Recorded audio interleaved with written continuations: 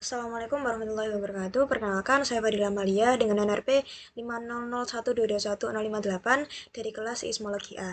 Di sini saya akan menjelaskan terkait soal-soal yang menjadi penugasan untuk tugas seismologi. Untuk yang pertama, saya izin menjelaskan terkait elastisitas, yang mana elastisitas ini merupakan kemampuan suatu benda untuk kembali ke bentuk aslinya setelah mengalami perubahan bentuk, dikarenakan adanya gaya luar yang diberikan, kemudian gaya luar kepada benda tersebut dihilangkan.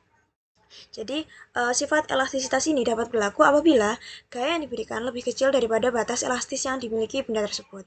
Kemudian, untuk yang selanjutnya, di sini izin menjelaskan terkait normal stress, yang mana normal stress ini merupakan suatu jenis tegangan, yang mana tegangan tersebut dikatakan tegangan normal apabila arah gaya deformasi atau gaya yang menyebabkan perubahan bentuk tegak lurus terhadap luas penampang benda. Hal tersebut dapat divisualisasikan dari gambar berikut ini, yang mana gambar berikut terdapat suatu benda, kemudian benda tersebut ditarik oleh suatu gaya yang mana terdapat perubahan panjang, yang mana perubahan panjang tersebut disimbolkan dengan D. Kemudian untuk persamaannya dapat digunakan persamaan tegangan sama dengan gaya pemulih atau disimbolkan dengan F, dan luas penampang yang disimbolkan dengan A. Kemudian untuk yang selanjutnya terdapat normal strain, yang merupakan regangan yang terjadi ketika adanya perpanjangan suatu objek yang disebabkan karena adanya gaya deformasi yang dilakukan pada benda tersebut. Kemudian untuk persamaan yang dapat digunakan adalah regangan sama dengan perubahan panjang dibagi dengan panjang awal benda tersebut, yang dapat divisualisasikan pada gambar berikut. Kemudian untuk yang selanjutnya terdapat Young modulus, yang mana Young modulus ini merupakan sifat mekanis bahan padat yang mengukur kemampuan bahan padat dalam menahan perubahan panjang saat mengalami tegangan atau kompresi. Dengan persamaan yang dapat digunakan adalah E atau modulus Young sama dengan tegangan tarik dibagi dengan regangan tarik yang divisualisasikan dengan gambar berikut. Kemudian untuk yang selanjutnya terdapat Poisson ratio atau merupakan perbandingan dari perubahan arah transversal dengan perubahan arah aksial. Dengan persamaan yang dapat digunakan adalah V sama dengan epsilon H dibagi epsilon V, yang mana epsilon H merupakan regangan horizontal dan merupakan epsilon V merupakan regangan vertikal, yang mana untuk visualisasinya dapat digambarkan sebagai berikut. Kemudian terdapat Lamb's parameter, yang mana Lamb's parameter ini merupakan konstanta elastisitas yang digunakan untuk mendeskripsikan sifat mekanik dari bahan yang memiliki sifat elastik yang sama dalam semua arah, sehingga dapat digunakan untuk menghitung deformasi material akibat suatu gaya tertentu. Kemudian dengan persamaan yang dapat digunakan adalah lambda sama dengan EV per 1 plus V dikali 1 min 2V. Kemudian untuk yang selanjutnya terdapat shear stress atau tegangan yang terjadi ketika adanya gaya yang diberikan terhadap suatu benda, sehingga menyebabkan adanya perubahan bentuk tanpa adanya perubahan volume, yang mana gaya tersebut harus sejajar dengan permukaan benda tersebut. Dengan persamaan yang dapat digunakan adalah tegangan geser sama dengan F per A, yang mana F merupakan gaya geser dan A merupakan luas penampang. Dan visualisasi gambarnya dapat digambarkan sebagai berikut. Kemudian untuk yang selanjutnya, shear strain atau regangan yang terjadi ketika adanya gaya yang diberikan terhadap suatu benda, sehingga menyebabkan adanya deformasi, yang mana gaya tersebut bersifat paralel dengan arah gaya yang bekerja saling berlawanan. Dengan persamaan yang dapat digunakan adalah Y atau regangan geser sama dengan perubahan panjang dibagi dengan jarak vertikal antara yang bergeser dan yang tidak bergeser.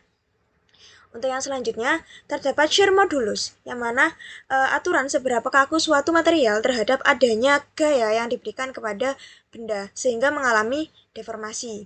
Dengan persamaan yang dapat digunakan adalah G yang melambangkan modulus geser dibagi dengan tegangan geser G sama dengan modulus G, yang mana merupakan modulus geser dibagi sama dengan tegangan geser dibagi dengan regangan geser. Mohon maaf sebelumnya.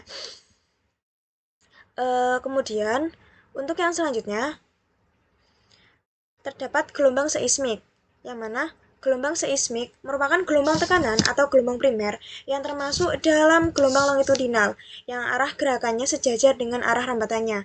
Gelombang ini dapat menjalar melalui batuan yang solid dan cairan. Kemudian untuk yang selanjutnya terdapat penurunan rumus, yang mana di sini menggunakan tinjauan benda berbentuk kubus. dengan komponen-komponennya yang dapat dijelaskan pada persamaan ini, kemudian disederhanakan menjadi F sama dengan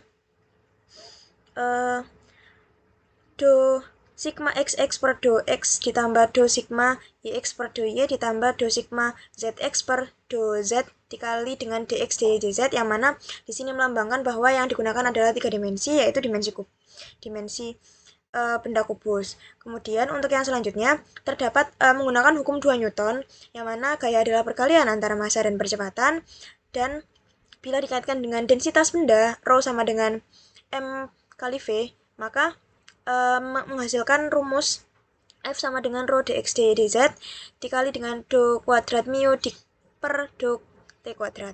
Kemudian gelombang itu akan merambat pada suatu media ke segala arah, sehingga secara 3 dimensi perambatan gelombang itu dinyatakan dalam sumbu x, y, z. Dan untuk menentukan gelombang ini menggunakan diferensiasi persamaan, yang mana diferensiasi persamaan ini akan masing-masing terhadap x, y, z, sehingga diperoleh persamaan rho do kuadrat mu per do t kuadrat sama dengan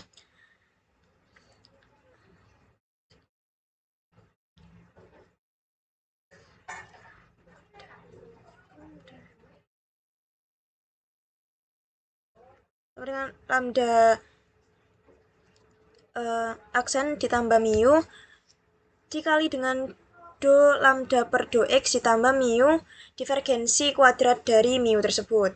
Kemudian dengan divergensi kuadrat mu yang dijelaskan pada rumus seperti ini, maka dari persamaan 6 yang tadinya ditemukan didapatkan penurunan, yang mana penurunan tersebut merupakan persamaan penurunan gelombang longitudinal. Dari persamaan gelombang tersebut diperoleh kecepatan gelombang longitudinal yang dikenal sebagai kecepatan gelombang P, yaitu Vp sama dengan lambda aksen ditambah 2 mu per rho dengan pangkat setengah, atau sama dengan akar lambda aksen plus 2 mu per rho. Kemudian untuk yang selanjutnya terdapat gelombang seismik, yang mana gelombang seismik S merupakan jenis gelombang yang muncul setelah gelombang P, dan gelombang ini bergerak lebih lambat dibandingkan dengan gelombang seismik B. Kemudian untuk penurunan rumusnya dari persamaan 6 yang tadinya didapatkan pada penurunan rumus gelombang seismik P, yang mana rho do kuadrat U do kuadrat mu, mohon maaf sebelumnya, per do T kuadrat sama dengan persamaan sebagai berikut. Kemudian diturunkan menggunakan definisi dari persamaan hubungan dalam arah X, sehingga dapat dituliskan menjadi persamaan rho per mu dikali dengan do kuadrat theta x per do t kuadrat sama dengan divergensi kuadrat dari theta x tersebut. Kemudian penurunan rumus dapat diperoleh dengan menyatakan penjalaran X dan Z diturunkan dengan cara yang sama, sehingga diperoleh persamaan gelombang transversal. Dari persamaan gelombang transversal tersebut dapat diperoleh kecepatan gelombang transversal atau yang dikenal dengan kecepatan gelombang S, yaitu Vs sama dengan akar dari mu per rho. Cukup sekian penjelasan dari saya. Mohon maaf apabila ada kekurangan dalam penjelasan. Wassalamualaikum warahmatullahi wabarakatuh.